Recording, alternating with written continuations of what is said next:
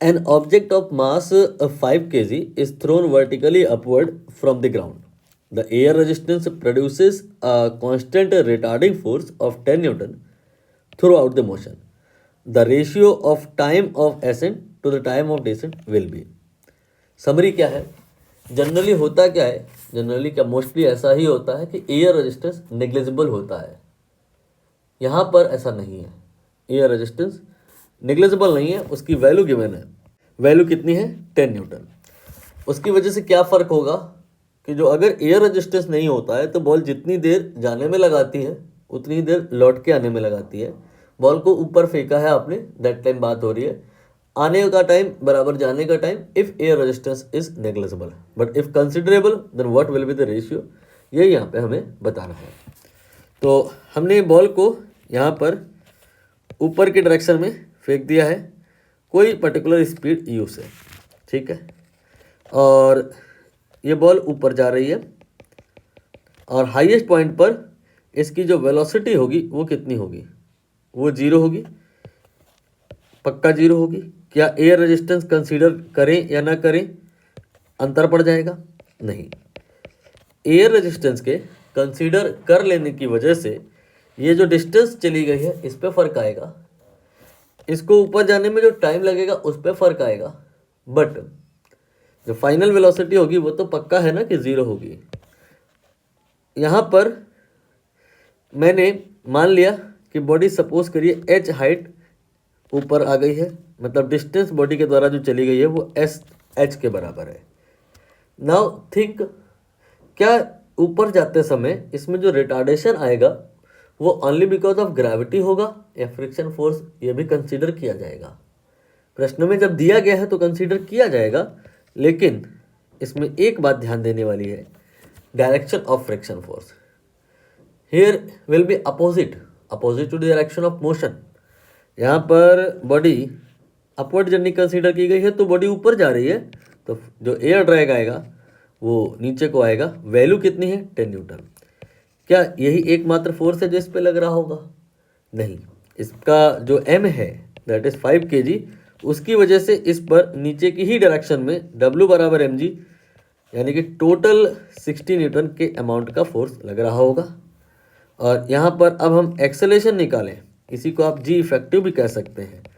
ये आ जाएगा आपका F net divide by m, ठीक है. तो ये कितना आ जाएगा?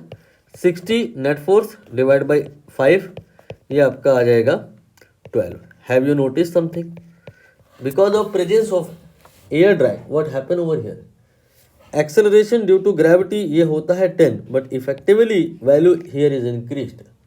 Due to that what will happen, retardation इसमें हैवी आएगा, बॉल तुरंत रुकेगी, मतलब जल्दी रुकेगी, और उतना डिस्टेंस ये, उतनी हाइट ये राइज भी नहीं कर पाएगी. मैक्स हाइट ये भी डिक्रीज कर जाएगा, ठीक है. तो यहाँ पर हम अगर टाइम निकालना चाहते हैं तो कौन सा इक्वेशन ले सकते हैं? s एक ये वेरिएबल है, v ये एक वेरिएबल है, और a ये एक वेरिएबल है, t ये एक वेरिएबल है. ये चार लोग को रिलेट करने वाली एक इक्वेशन आपको पता होनी चाहिए. पता नहीं होगी आपको तो सिर्फ ये पता होगा कि ut plus half a t square होता है, लेकिन मैं आपको रिकमेंड करूँगा आपको ये भी पता होना चाहिए we T minus half a t square ये भी होता है. नहीं तो फिर क्या होगा, यू निकालने में समय खराब हो जाएगा, और अगर ये याद होगा तो यू निकालना नहीं पड़ेगा. यहाँ पर जैसे हमको यू ये नहीं पता है लेकिन वी पता है पक्के तौर पे कि ये 0 है, तो यहाँ पर वी की वैल्यू 0 रख देंगे, तो जो h आएगा that will be minus half a t square.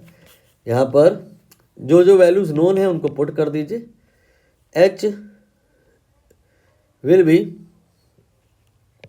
Minus half, then a की वैल्यू -12 रखेंगे बिकॉज रिटार्डेशन हियर, तो h की वैल्यू यहाँ से आ गई 6t स्क्वायर. यहाँ पे t क्या है? t ये वो टाइम है जितना बॉल ने लिया है अपवर्ड मोशन के दरमियान. नाउ डाउनवर्ड मोशन इसका कंसीडर किया जा रहा है. इनिशियल वेलोसिटी डेफिनेटली जब बॉल यहीं से स्टार्ट हो रही है तो 0 होगा. जब लौट के आएगा तो आना तो उसे ग्राउंड पे ही है, तो शर्त ये हो गई कि जितना डिस्टेंस इसने ऊपर आते टाइम कवर किया था उतना ही ये नीचे आते टाइम भी कवर करेगा। एस की वैल्यू ये फिक्स हो गई, दैट इज एच। और एक्सेलेरेशन इस बार जो आएगा, क्या 10 आएगा, क्या 12 आएगा, कितना देखना पड़ेगा। इसमें लगने वाले फोर्सेस में एक तो W बराबर mg, 50 न्यूटन ये नीचे को लगेगा, और 10 न्यूटन का ये कहते हैं कि एयर ड्रैग ले लो।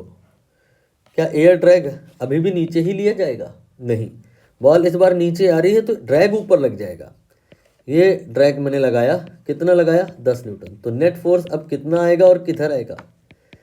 ये आएगा 40 न्यूटन डाउनवर्ड डायरेक्शन में। तो एक्सेलेरेशन कितना आएगा, 40/5, यह आ जाएगा 8 मीटर पर second. Have you notice something? A की वैल्यू कम हो गई है। इसका मतलब अब ये जो नीचे आएगी कोई इसे जल्दी नहीं आने की।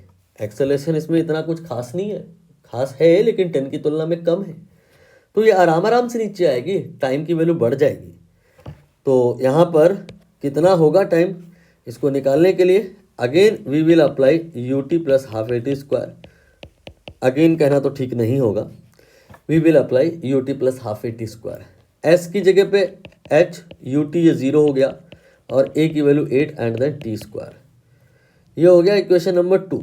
यहाँ पे जो t है इसे आप टी डी लिख दो, डाउन यानी कि नीचे आने का टाइम। यहाँ पे टी यू लिख दो, यू मतलब ऊपर जाने का टाइम। तो यहाँ पर आपको टी यू और टी डी के बीच में रेशियो निकालना है। तो h बराबर यहाँ से जो आया है इसे आप लिख सकते हो 4t डी स्क्वायर। इक्वेट करा दीजिए दोनों को, 6t u square will be equal to 4t d square. यहाँ से t u square divide by t d square equal to 4/6। यह आ जाएगा 2/3 एंड स्क्वायर रूट कर लेंगे, तो T u upon t D √2 divide by √3। आप देख रहे हो डाउनवर्ड जर्नी टाइम ये √2 नहीं है, ये √3 है, ज़्यादा है। ज़्यादा क्यों है अभी मैंने आपको कारण बताया, क्योंकि नीचे आने की कोई जल्दी नहीं थी इसे, ड्रैग इसे सपोर्ट दे रहा था, रोकने की कोशिश कर रहा था उसको वहीं पे। तो आंसर आ चुका है √2/√3। और अगर इस क्वेश्चन को इन फ्यूचर आप बहुत जल्दी करना चाहते हैं तो कोई दिक्कत नहीं है, आपको टी का ये जो फॉर्मूला याद है, बस इसी में आपको लिखना होगा क्या, t proportional to 1/√g, but g here will be g effective, and g effective ये चेंज हो जाएगा, t u upon t d निकालेंगे तो जी इफेक्टिव जो आएगा यहाँ पे डाउनवर्ड वाला आएगा और यहाँ पे अपवर्ड वाला आएगा। डाउनवर्ड एंड अपवर्ड ये इक्वल नहीं थे, यहाँ पर डाउनवर्ड वैल्यू 8 थी, अपवर्ड वैल्यू ये आपकी 12 थी, तो आपका ये आ जाएगा 4 दूनी 8 और 4 3 12 √2 डिवाइड बाई √3। इस प्रकार से भी किया सकता है, क्विकली हो जाएगा।